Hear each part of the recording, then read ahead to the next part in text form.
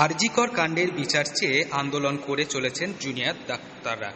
পড়ুয়া চিকিৎসককে ধর্ষণ করে খুনের ঘটনাকে সামনে রেখে আজ অষ্টম দিনে রামপুরহাট মেডিকেল কলেজ ও হাসপাতালে কর্মবিরতি ডাক্তারদের, যার জেরে চরম বিপক্ষে পড়েছে চিকিৎসা করাতে আসা রোগীরা।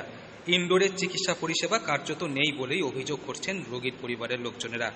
আউটডোর পরিষেবা আন্দোলনের 4 দিন পর খুলে দেওয়া হলেও জুনিয়র চিকিৎসকদের অবস্থান বিক্ষোভের ফলে ঠিকভাবে চিকিৎসা পরিষেবা মিলছে না বলে দাবি করছেন রোগীরা।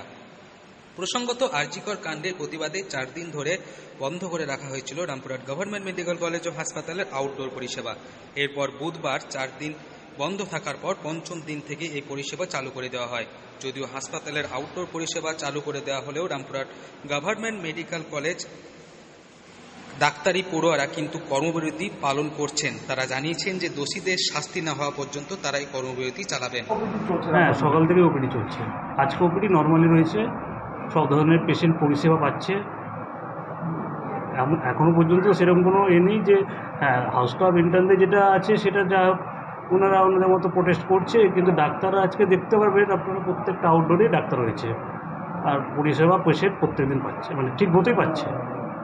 অন্যান্য জায়গায় আজকে কর্মবিরতি ডাক্তার, অন্য জায়গার ব্যাপারটা তো ঠিক বলতে পারবো না, কিন্তু রামপুরহাটের ব্যাপারটা আমি বলতে পারবো। রামপুরহাটে পরিষেবা নর্মালি পাচ্ছে সবাই। সব বিভাগে তো ডাক্তার কি বলছে এবার আজকে যেখানে যেখানে দিন শনিবারের ব্যাপার তো সব ওপিডি আমাদের একসঙ্গে চলে না।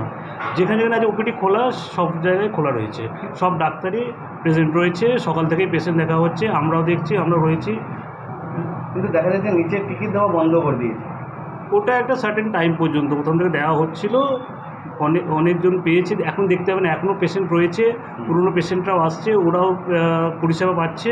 এবার হ্যাঁ, কিছু মানে স্টাফের যাওয়া হওয়ার জন্য একটা ক্যাওস না হয়, তার জন্য এই ব্যবস্থাটা করেছে যে মিনিমাম পরিষেবাটা যেন সবাই পায়। হচ্ছে ব্যাপার। কি নাম স্যার? আমার নাম হাসিব, ফিজিওথেরাপিস্ট। আজকে অষ্টম দিনেও আন্দোলন জারি রেখেছেন জুনিয়র চিকিৎসকেরা। সকালে কিছুক্ষণের জন্য পুনরায় আউটডোর পরিষেবা বন্ধ করে দেওয়া হয়, এমনই অভিযোগ করেন রোগীর পরিবার।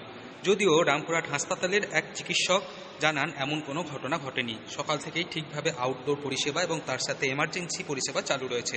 যেহেতু আজকে শনিবার, সেই কারণে ধাপে ধাপে চিকিৎসা চলছে। অন্যদিকে মল্লারপুর থেকে চিকিৎসা করাতে আসা এক রোগী জানান সকাল থেকে আউটডোর কিছুক্ষণ চালু থাকলেও হঠাৎ টিকিট দেওয়া বন্ধ করে দেয়। গত 5 দিন আগে তিনি চিকিৎসা করাতে এসে এমনই সমস্যার সম্মুখীন হয়েছিলেন। বীরভূম থেকে সৌভিক রায় রিপোর্ট, লোকাল 18 বাংলা।